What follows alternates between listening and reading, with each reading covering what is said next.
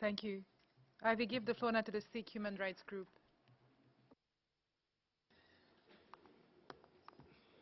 Thank you. We wish to raise the issue of unsympathetic treatment of Sikhs and their children in France with regard to nationality.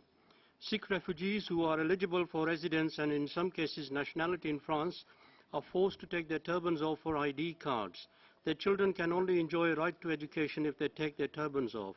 This is quite offensive to Sikhs. Some who refuse to do so remain in a situation of statelessness. The French argue that their security personnel are unable to identify a Sikh person with a turban on an ID.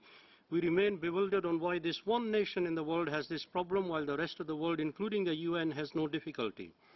Bizarrely, I, as a British citizen, can go to any airport in France and drive with my British ID that has a picture with the turban, and the French security personnel cope perfectly. But they seem to go into an idiosyncratic malfunction when the Sikh is a French resident. France has claimed it's applying laicity law in schools in regard to children of Sikhs. One of the first principles adopted by the previous working group on minorities was that a community has the right to define itself.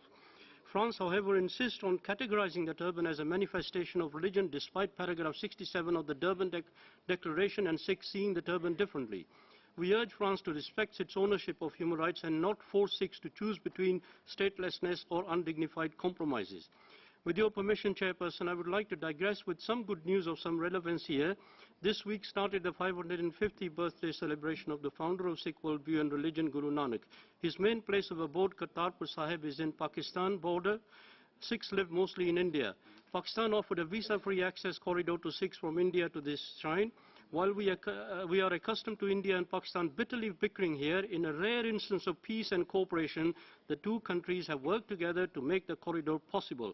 I'm sure you will all join me to hope that this brief spirit of mutual cooperation permeates in other areas too. Thank you.